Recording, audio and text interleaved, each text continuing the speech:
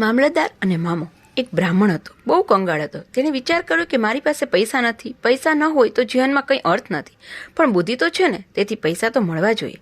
પૈસા મળે કેવી રીતે? પેલા બ્રાહ્મણે પોતાની બુદ્ધિનો ઉપયોગ કર્યો. કોઈ ગામમાં તપાસ કરો કે કોના ઘરમાં પોલમ પોલ છે, જેની અક્કલ જબરી હતી. તેમાં વિચાર્યું કે સામાન્ય માણસના ઘરે જઈએ તો તેના દાળ રોટલાની ફિકર કરવી પડે, એના કરતાં એવાના ઘરે ઘૂસવું જોઈએ કે મારા પોતાના દાળ રોટલાની ફિકર પણ ચાલી જાય. હેઠું જ ખાવું છે તો ઘી જ ન ખાવ. હેઠું ખાવું નહીં, આ દેવી વાત છે, પણ કદાચ જો હેઠું ખાવાનો પ્રસંગ આવે તો ઘી જ ખાવું. એક ગામમાં બહુ મોટા સાત્વિક અને સભ્ય એવા મામલતદાર રહેતા હતા. પૈસા પણ સારા હતા, સુખી માણસ હતા.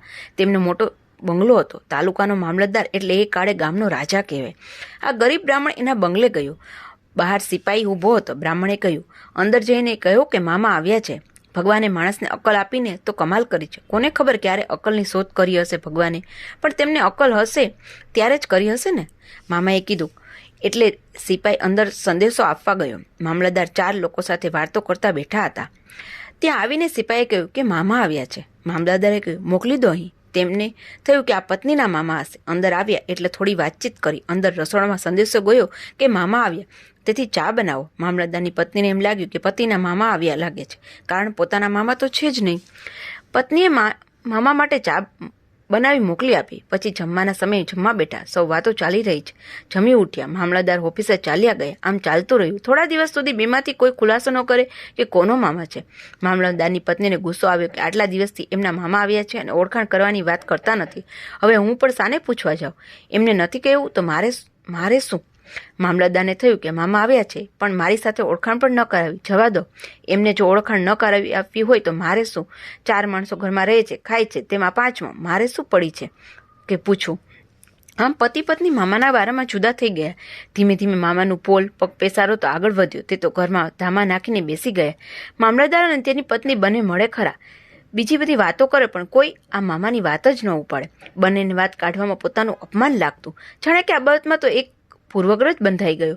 મામા તો એવા રહી ગયા કે પૂછો નહીં. પાછા હોશિયાર તો હતા જ, એટલે ઘરમાં સસ્તા અને સારા શાકભાજી લઈ આવવા લાગ્યા. ઘરનું બધું ધ્યાન રાખવા લાગ્યા. થોડા દિવસ જ મામલતદારને લાગ્યું કે ઘણી સારી વાત છે. મામા ઘરડા માણસ છે અને કામકાજ પણ કરતા લાગે છે. વળી હોશિયાર છે. આમ પતિ પત્ની બંનેની તેની જરૂર જણાવવા લાગી. પગ સ્થિર થતાં જ મામાએ છૂટ લેવા માંડી. મામા તો હવે કચેરીએ જવા લાગ્યા. થોડા દિવસમાં તો એવું થયું કે મામાને પૂછ્યા વગર કોઈ પણ વ્યક્તિ મામલતદાર પાસે ન જઈ શકે. તેમને મળી જ ન શકાય. પોતાના વર્તનથી બીજાને પોતાનો કરી લેવો તેની અકલ માણસમાં છે. મામાએ તો મામલતદારને પોતાનો કરી લીધો. વર્ષો સુધી મામલતદાર ઓફિસમાં એક પૈસો ખાતા ન હતા. તેની જગ્યાએ મામાએ શરૂઆત કરી દીધી. નવરા બેઠા માત્ર મફતનું ઘરમાં રહી પેટ ભરી ન ચાલે. થોડી કમાણી તો કરવી જોઈએ ને.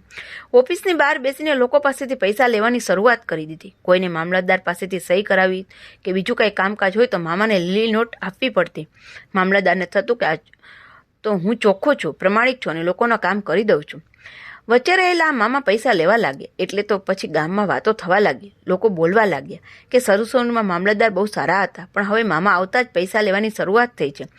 પોતે ખાતો નથી ખાતા, પણ હવે આ મામા હસ્તક ખાય છે.